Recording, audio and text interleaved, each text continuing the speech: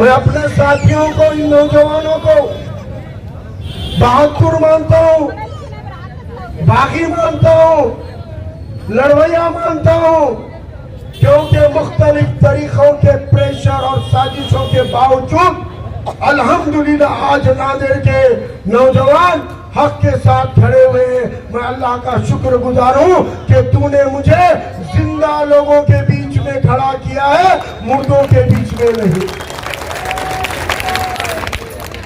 साथियों, मुख्तसर वक्त है।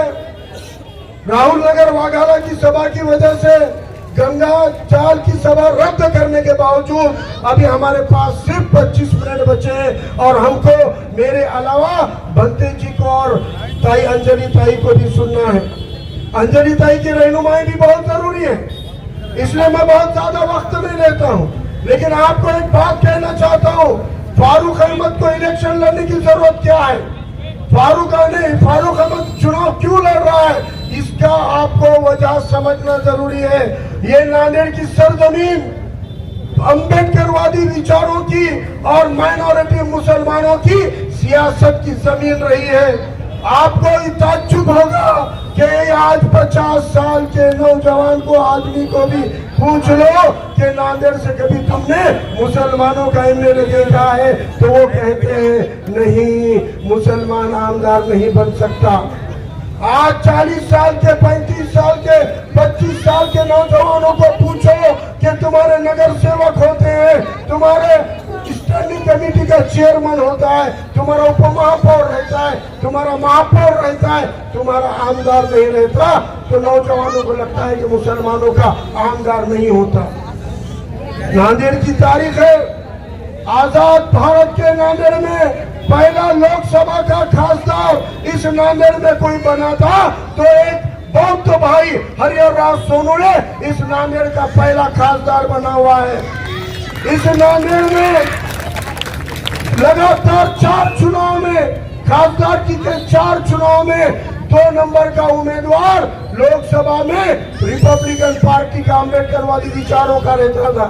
इसका मतलब आजाद भारत की सरजमीन में अम्बेडकरवादी विचार यहाँ का जिले के अंदर की सियासत की जमीन थी। हमने देखा इस नांदेड़ में कांग्रेस 2 इलेक्शन लगातार हार गई आजाद भारत में। जब कांग्रेस जीत नहीं सकती थी उस वक्त में कांग्रेस को एडवोकेट सैयद फारूक पाशा नाम की शख्सियत की उम्मीदवारी देनी पड़ी और उस वक्त इस आजाद भारत के पहला नांदेड़ का मुस्लिम एमएलए सैयद फारूक पाशा साहब चुनकर आए थे। सैयद फारूक पाशा साहब 62 में पहली बार चुनकर आए, 67 में दूसरी बार चुनकर आए, लगातार 3 बार चुनकर आने वाले हैट्रिक आमदार सैयद फारूक पाशा इस नांदेड़ के इसी सरजमीन, इसी कदीम शहर से चुन के आते थे। इस नांदेड़ में फारूक पाशा को एमएलए बनाने वाले जैसे मुसलमान थे वैसे यहाँ के सेक्युलर जहन के ओबीसी और हिंदू भी थे, वैसे इस नांदेड़ के सेक्युलर जहन के बौद्ध और दलित समाज भी थे। सब समाज ने वोट किया और 1 नहीं, 2 नहीं, 3 बार फारूक पाशा आमदार बने। उसके बाद कांग्रेस के खिलाफ प्रोफेसर नूरुल्लाह खान खड़े रहे, कांग्रेस को हराकर प्रोफेसर नूरुल्लाह खान भी आमदार बने। 1967 से लेकर आज तक किसी मुसलमान को इन्होंने टिकट नहीं दिया था, लेकिन उनको चुन के लिए आने नहीं दिया। कोशिश नहीं की, कोशिशें की। उस्मान साहब खड़े रहे, सोना बेटी वाले सत्तार भाई इलेक्शन लड़े, हमें सरवरी साहब इलेक्शन लड़े, अब्दुल समद बागवान साहब इलेक्शन लड़े, ईसा खान साहब इलेक्शन लड़े, गफ्फार खान साहब इलेक्शन लड़े, कई मुसलमान इलेक्शन लड़े, लेकिन ऐसी साजिशें की गई कि मुस्लिम कैंडिडेट को गैर मुस्लिम वोट नहीं देना चाहिए। मुसलमानों के इकट्ठा वोट लेने के बावजूद मुसलमान जब जीतने लगता था, कांग्रेस और शिवसेना के, कांग्रेस और भाजपा के तमाम लोग एक हो जाते थे और मुसलमानों को हराते थे। ये साजिशें थी कि मुसलमान को किसी का वोट न मिले। आज वक्त की की मार देखिए, वक्त का इंसाफ देखिए, हक का इंसाफ देखिए। एक पार्टी वजूद में आई, उस पार्टी ने मुसलमान को टिकट भी दिया और अपना वोट भी दिया। उस पार्टी का नाम वंचित बहुजन आघाड़ी और कायद का नाम प्रकाश आंबेडकर साहब है। 2019 में इससे पहले किसी भी मुसलमान के खिलाफ मुसलमान कैंडिडेट नहीं दिया गया था, लेकिन 19 में दिया गया, 24 में दिया गया, क्योंकि उनको ये मालूम है कि इसको नॉन मुस्लिम हम वतन भाइयों के वोट मिलने वाले हैं, इसको हराना है तो घर के भेदियों से हराओ, इसके कौम के वोटों को फोड़ो। ये साजिशें हो रही है। इन साजिशों के खिलाफ अल्लाह के नाम से कोशिशें करने की जरूरत है। जब जब साजिशें होती है तब तक हक के रास्ते पे कोशिशें करना जरूरी है। और आज अल्हम्दुलिल्लाह मैं आपको कहता हूं कि देखो मैदान में कौन खड़ा है, मैदान में कौन खड़ा है। भाजपा और शिवसेना के कैंडिडेट आनंद बोंडारकर, कांग्रेस के कैंडिडेट मोहनराव हंबर्डे, जिनके सगे भाई लोकसभा के कैंडिडेट भाजपा के कैंडिडेट संतोष हंबर्डे, और आरएसएस का भी कैंडिडेट है। मुस्लिम नौजवानों को आगाह कर रहा हूं, पहली बार भाजपा का कैंडिडेट अलग और आरएसएस का कैंडिडेट अलग है।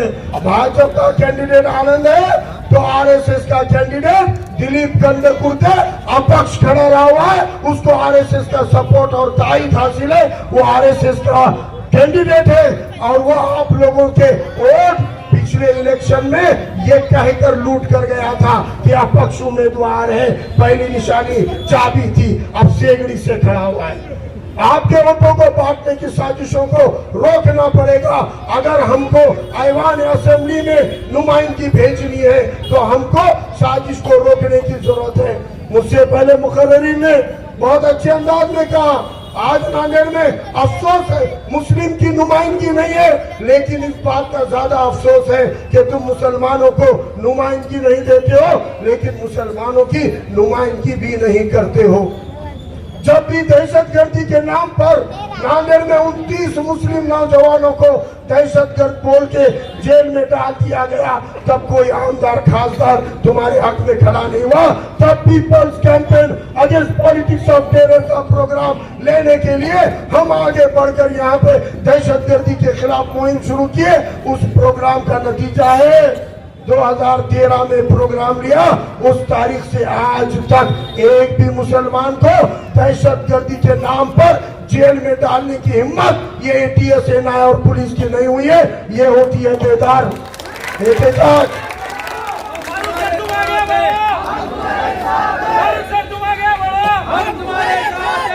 2019 में हरा दिया, वोट को बांट के फारूक अहमद को हरा दिया गया।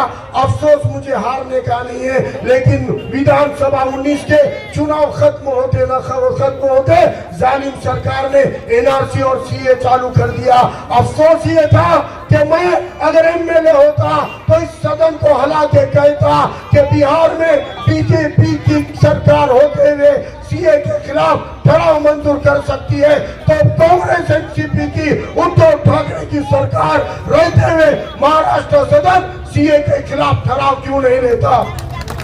अगर मैं सदन में होता तो झंझोड़ के पूछता कि मुसलमानों को बाहर रखकर सीए बनाया गया, ये संविधान के आर्टिकल 14-15 के बराबर है क्या? नहीं है। तो अगर केंद्र की सरकार एनआरसी सीए लागू करेगी तो महाराष्ट्र की सरकार सीए लागू नहीं करेगी, इसका ठराव मंजूर कराता।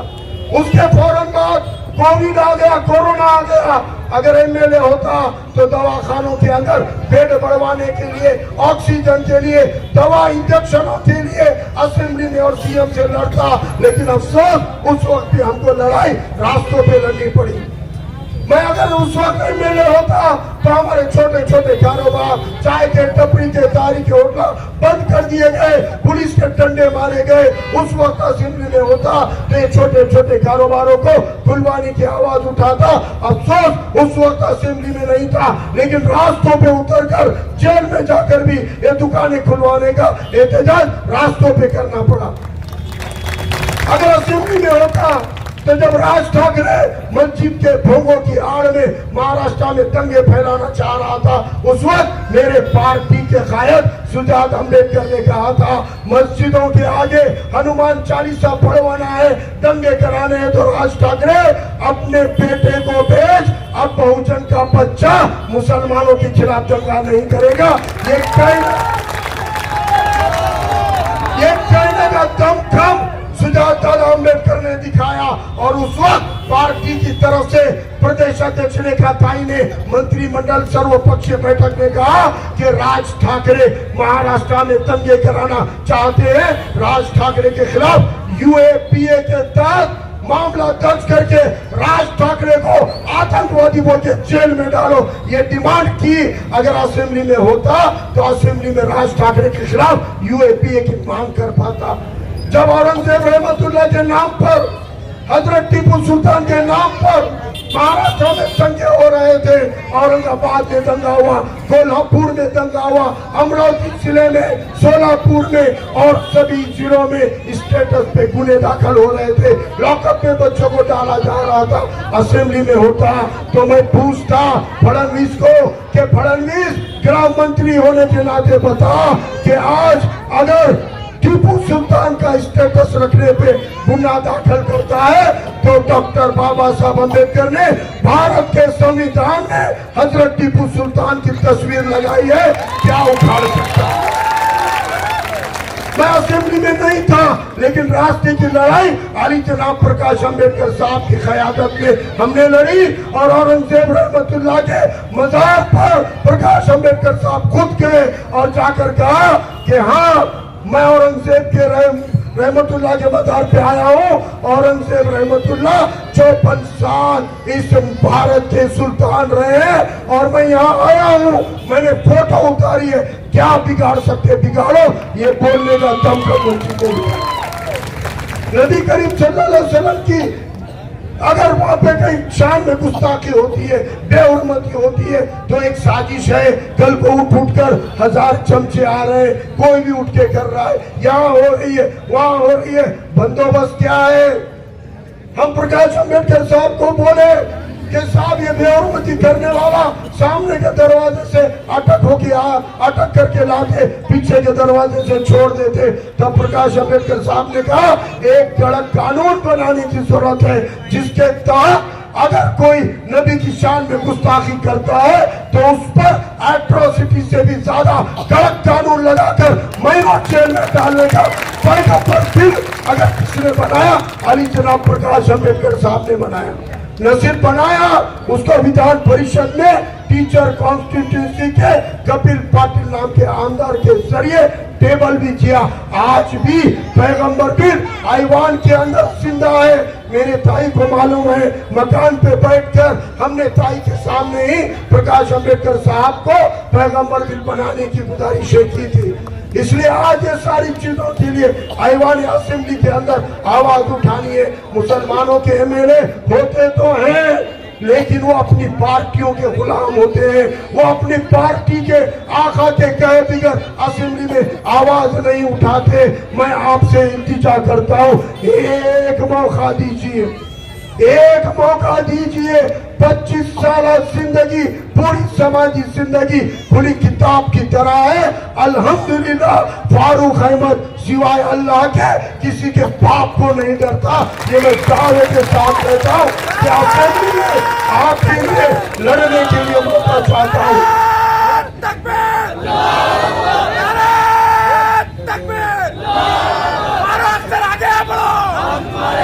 मुझे असेंबली में नुमाइंदगी के लिए आपकी लड़ाई लड़ने के लिए जाना है।